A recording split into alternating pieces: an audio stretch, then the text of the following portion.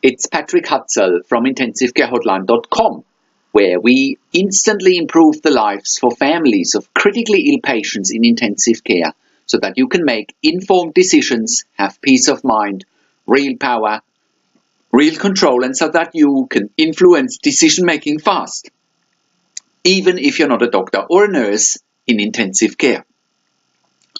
This is another episode of Your Questions Answered, and in last week's episode I answered another question in this series of questions from our client Robert, and the question last week was part 9 of my 68-year-old mother is in intensive care with gastric perforation and she's not waking up after the surgery. Will she need a tracheostomy? And again, that was part 9 in this series of questions. You can check out last week's episode by clicking on the link below this video.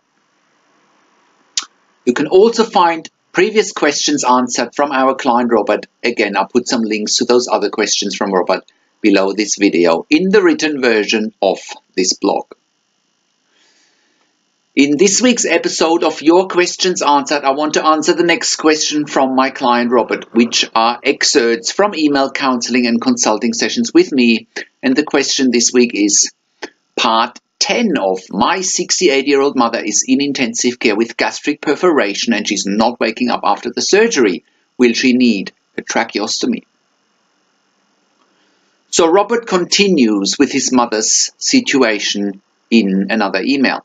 And Robert writes, "Hi Patrick, my brothers and I met with the lead doctor today. They educated us on dialysis and made the recommendation that it's what they think we should be doing, assuming that the family was okay with it. We reaffirmed that we were on board with that path, so we signed the consent a couple of hours ago. We are feeling pretty good about that decision and step. There are several things that we are hopeful the dialysis will help, as we've discussed previously via email. The dialysis will likely happen tonight in the next few hours or tomorrow morning. But since there is nothing critically urgent going on right now, potassium levels are not sky high or anything, they said that it doesn't make much of a difference whether they start dialysis tonight or tomorrow. They did say that we shouldn't expect immediate results. It'll take 3 to 5 days for the effects of the dialysis to show up. Do you agree with that time frame, or are they just being conservative? They are going to start with continuous dialysis and then, as appropriate, shift to the other kind where they do dialysis a couple of times every day.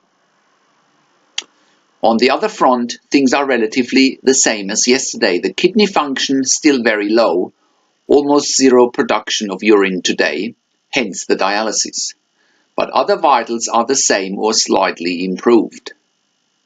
The one new complication we've seen in the last 24 hours is that a resistant form of E. coli has shown up in the most recent blood culture. They're hopeful that the antibiotics she's already on will be effective. They are doing the culture test to see if we can expect it to be effective. They say it'll take a couple of days for those results to come back. One other change they're making is to stop the polymyxin antibiotic. Their best sense is that it's no longer necessary and there's no reason to put her kidneys through this stress.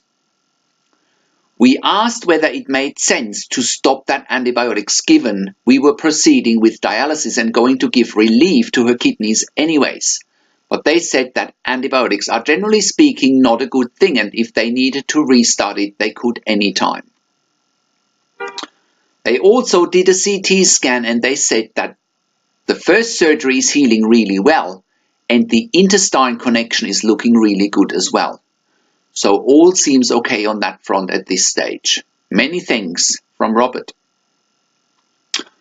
Before I get into my answer, you may also want to check out our sections about one-to-one email counseling and consulting with me and one-to-one phone counseling and consulting with me. And you can check out the options on the top of the website. Click on the links there. So here is my answer to Rob. I think it's good that they are starting dialysis. The sooner, the better. With minimal to no urine output and kidney markers in the blood going off, they shouldn't be delaying this form of treatment from my perspective. I believe you have made the right decision by giving consent to dialysis. In terms of effects, there are two main effects that should be the result of the dialysis. Number one, reduce the puffiness and get your mother's fluid balance corrected. Your mother would most likely have a positive fluid balance accumulated in recent days with the kidneys failing. This is why you can visibly see the puffiness. Therefore, the dialysis machine will take off fluids and they will aim for a negative fluid balance over the next few days. In a situation like this, the sooner they can get rid of excess fluids, the better. At the same time, if they take off fluids too quickly, your mother's blood pressure might go down and she might end up back on inotropes or vasopressors. That's why it's also important to look at albumin levels and replace albumin if necessary. This will also help with correcting the imbalance in fluids, as it will draw fluids from the cells back to the veins and arteries. This might also help with stabilizing your mother's blood pressure. Next, by starting the dialysis machine, the kidney markers, urea and creatinine in the blood should be corrected. Once urea and creatinine are back within normal levels, the kidneys should start to produce urine again. Correcting the fluid balance and reducing the puffiness would most likely be priority without your mother's blood pressure crashing, and then getting the kidneys working would be next. Also, in some situations, the kidneys might still produce urine, but not enough to clear all the fluids, hence the dialysis to correct the positive fluid balance. I would also think that with your mother having had surgery recently, her hemoglobin, which are the red blood cells, would be low. Replacing some hemoglobin via blood transfusions might also help to stabilize her condition, including reducing the puffiness. As a rule of thumb, intensive care teams are always conservative in their outlooks. Therefore, hopefully you can see results quicker than 3 to 5 days. It really all depends how much fluid removal your mother can tolerate over the next 48 to 72 hours. It's normal in ICU to start continuous dialysis as opposed to intermittent dialysis. E. coli is certainly concerning. Do you know where they located the E. coli? Is it in the abdomen or even in the lungs? Do you know what antibiotics they are giving for the E. coli? Generally speaking, I agree that the more they can minimize antibiotics use, the better, irrespective of dialysis use or not. Any therapy in ICU that can be minimized is generally speaking a good thing. Waiting for the results to come back to see if antibiotics are working is certainly making sense. I'm also very glad to hear that she had a CT scan to check up on the surgery. They wouldn't be doing that if they thought she was too unstable to even go for a CT scan. Especially with previously being on 100% of oxygen on the ventilator, it would have been too much of a risk sending her for a CT scan. Therefore, your mother must be more stable, generally speaking, as you pointed out. I'm very glad to hear that you sound more positive than yesterday. Having a loved one critically ill in intensive care is often an emotional roller coaster, and again, it can be 2 steps forward and 1 step back. It's also often 1 day at the time. In your mother's situation, ICU is a marathon and not a sprint. I really hope that helps, Rob. Please let me know what else you need. Wishing you and your family all the best. So, how can you become the best advocate for your critically ill loved one? Make informed decisions. Get peace of mind, control, power and influence quickly whilst your loved one is critically ill in intensive care. You get to that all-important feeling of making informed decisions, get peace of mind, control, power and influence when you download your free instant impact report now by entering your email below.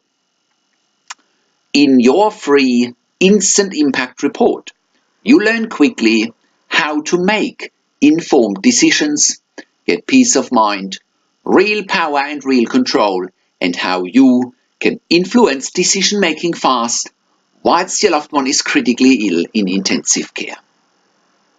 Your free instant impact report gives you in-depth insight that you must know whilst your loved one is critically ill or is even dying in intensive care. Sign up and download your free instant impact report now by entering your email below. In your free instant impact report, you learn how to speak the secret intensive care language so that the doctors and the nurses know straight away that you are an insider and that you know and understand what's really happening in intensive care.